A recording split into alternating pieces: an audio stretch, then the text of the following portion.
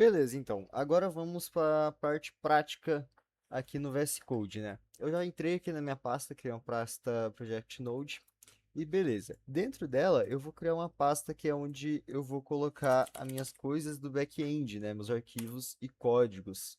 Eu também vou fazer o mesmo pro front-end, né?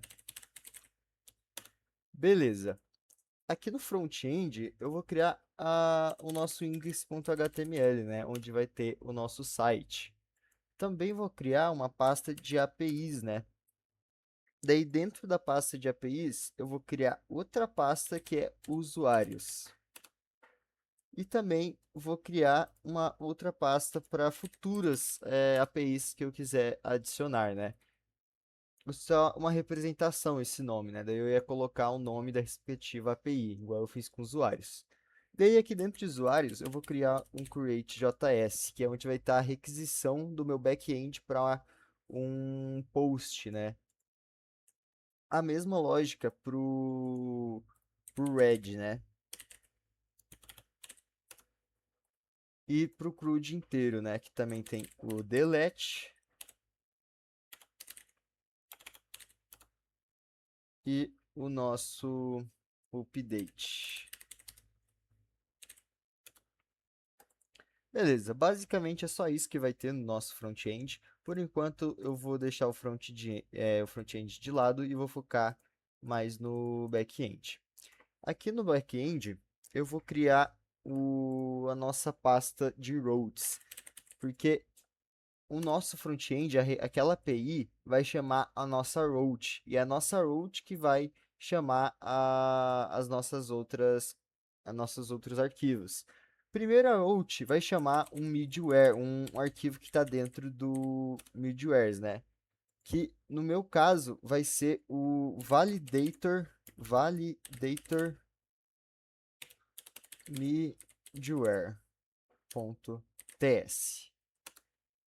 Aqui você pode colocar outras coisas de segurança também, como o token JWT, né, é uma lib, mas eu vou usar só por enquanto para um middleware que vai verificar se o nosso arquivo da validator.validator.ts, opa, validators. Daí dentro desse nosso validator vai ter o usuário é, validator.ts. E daí o middleware vai ver se isso funcionou. Ó, se essa validação retornou true, ok, eu libero a próxima função da route, entendeu? Daí a próxima função da route é chamar o controller, né? Que daí o controller vai servir como porteiro. Ele vai chamar o service e falar: ó, service, eu quero isso aqui, eu quero que você retorne isso aqui, entendeu? Daí o service vai ter onde as regras de negócios, né? Por exemplo, o que é regra de negócio? Na Shopee, você vai selecionar na carrinho de compra só os itens seus que são a mais de R$ 100. Isso é um service, isso é uma regra de negócio, né? Isso é aqui dentro que vai estar nesse código. Daí o service ele vai chamar outra pasta, que é o repository. Repositories. Que o repositories é quem vai conversar com o banco. O service vai pedir: ó, repositories, eu quero que você me traga isso do banco. E é o repositories que vai ter o código para trazer, fazer essa requisição lá no banco. Eu também gosto de utilizar uma pasta úteis, que é onde eu vou colocar utilidades, literalmente, que eu vou usar no meu projeto. Por exemplo, aqui eu vou criar um HTTP response, que é uma patronização de respostas, né? De tipo, se deu certo, not found, etc, né? Para ter uma padronização em todos os códigos e não reescrever o mesmo código várias e várias vezes. Eu também vou ter nossa pasta model, que vai ser onde vai ser uma caixinha que você vai colocar os dados que vem do front-end para fazer o fluxo por todo o nosso back-end, porque ó, veio do front-end para routes, daí passou para controllers, daí passou para service, daí vai tipo passando essa caixinha para cada um, entendeu? Eu também vai ter aqui no nosso back-end a nossa pasta app.s, porque a gente vai montar o nosso projeto aqui dentro. Por exemplo, isso aqui são várias pecinhas de Lego que a gente vai colocar aqui dentro para mostrar o aplicativo. Você pode usar meu root, você pode usar o meu utils, entendeu? E daí a gente também tem o nosso server, que vai ser tipo uma função que vai um botão de ligar e desligar o nosso aplicativo para o nosso back-end para ele entrar em modo de pode me fazer requisição e não pode me fazer requisição. E basicamente é só isso as pastas. Agora a gente vai instalar as libs. Eu vou dar um close all aqui. Eu vou clicar com o botão direito em cima do back-end e abrir o terminal dele. Tem que estar no back-end, porque a gente vai instalar libs do back-end, entendeu? Que não é para o front-end usar.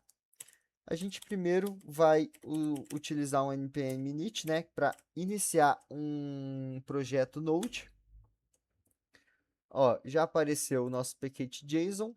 Eu dei "-y" para responder tudo sim, para já adiantar, né? A gente entra aqui, a gente vê que o nome, né, a versão, a descrição, eu vou colocar uma descrição aqui, projeto para estudo. Beleza, aqui as scripts, o que que eu vou rodar, né? Aqui sempre um padrão que você vai utilizar é o TSX, que é uma lib que a gente ainda não instalou, mas já vamos instalar, que ele converte TypeScript, né, em JavaScript automaticamente só para você fazer testes, né?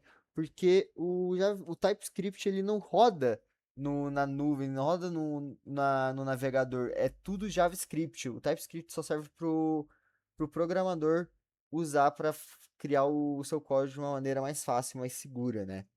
E aqui sempre esse aqui vai chamar o server, né? Ponto o nosso aplicativo server, que lembra que eu falei que ele é o botão de liga e desliga, né? E aqui eu também gosto de colocar dev. Eu vou colocar também aqui autor, Afonso Braga Plentes.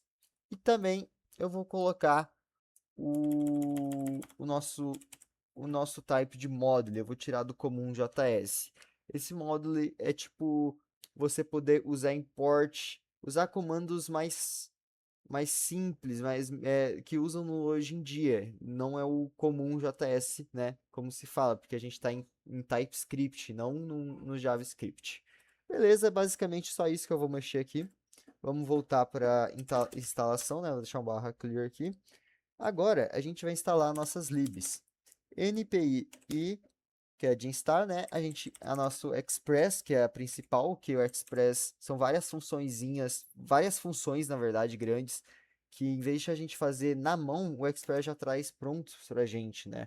Por exemplo, a routes, o botão de ligar e desligar do server, que vocês já vão ver como funciona.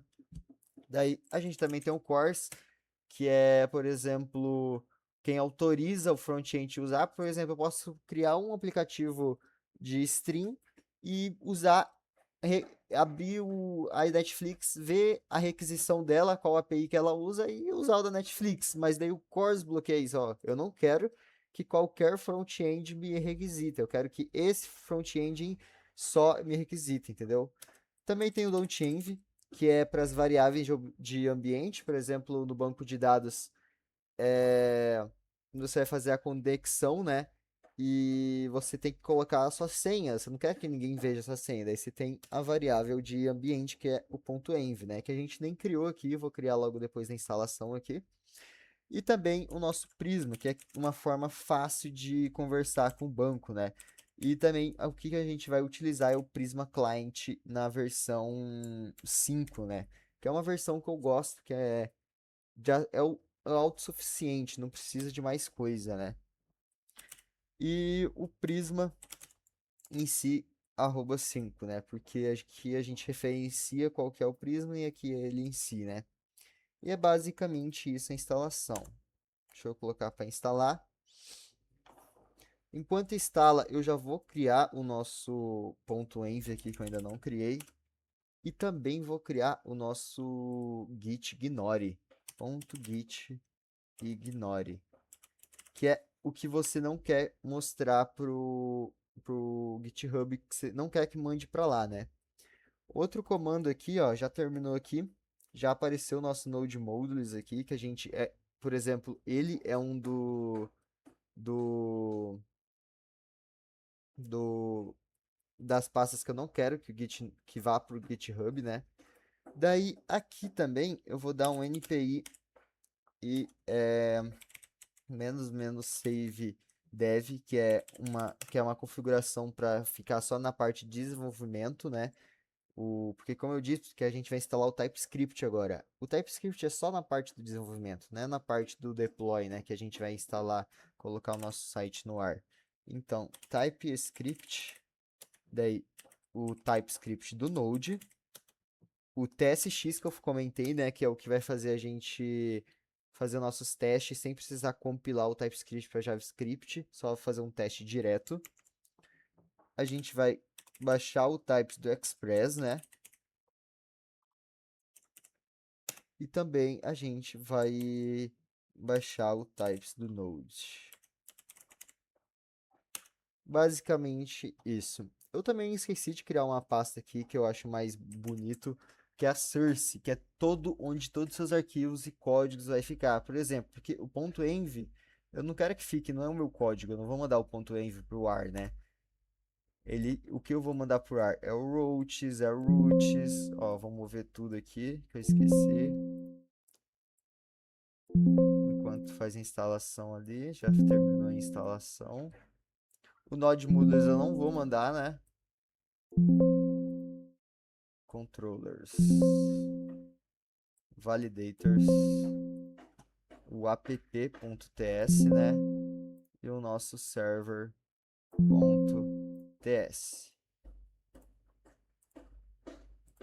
Opa, beleza. Certinho, já fizemos todas as instalações. Agora a gente vai fazer a instalação da configuração do nosso TypeScript, né?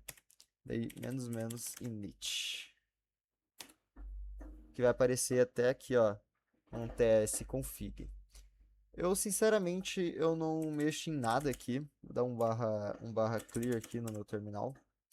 Eu simplesmente não mexo em nada, que é só uma configuração padrão, que já é bastante boa. Eu simplesmente só chego aqui e apago esses comentários.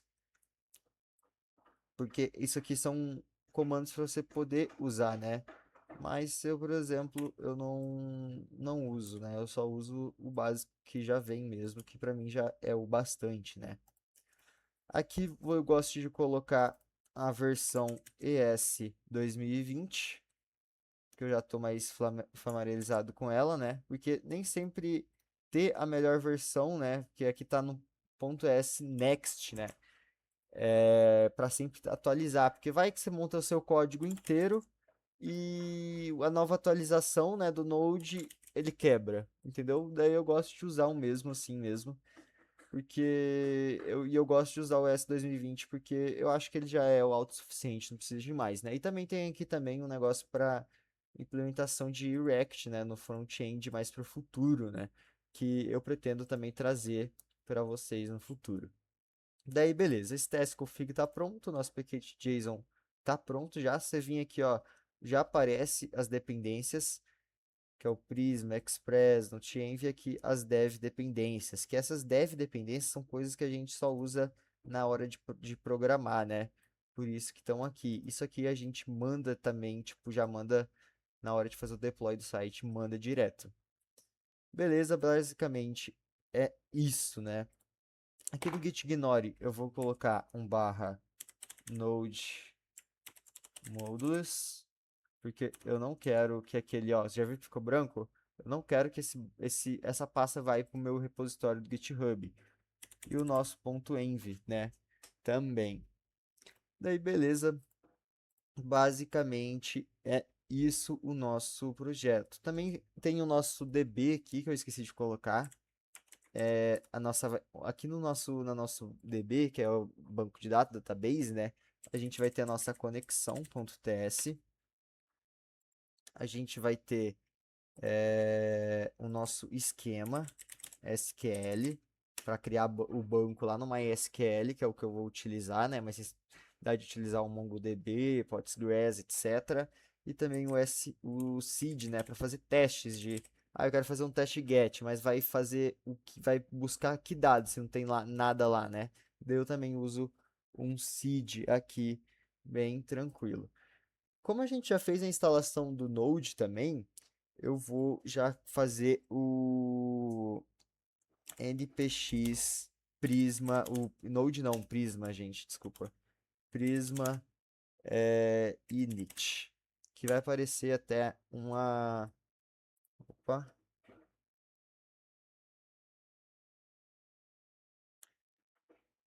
marca function, npx Prisma init. Ah, acho que eu baixei a versão 5, né? Não tem. Vai ter que fazer na mão, mas beleza, não tem problema. Quando eu apresentar o banco de dados, eu faço a configuração e mostro para vocês direitinho na mão. Então, basicamente é isso, gente. Tá tudo feito aqui, nosso setup, né, do nosso projeto. Tá praticamente tudo pronto. Agora é só codar em si, né? Eu vou também agora sair do back-end, né, ó, que aqui tá no back-end. Eu vou entrar no terminal do projeto em si e eu vou versionar, né? Começar a versionar, ó, git adicione ponto, daí git commit "-m". Esse eu apareceu aqui, mas é normal, porque tá mandando esses arquivos, mas é normal. Eu pensei que era algo demais, mas nada. Daí adicionei a estrutura do meu projeto de estudo. Opa. Git commit, foi tudo certinho. Foi tudo certinho. Git push.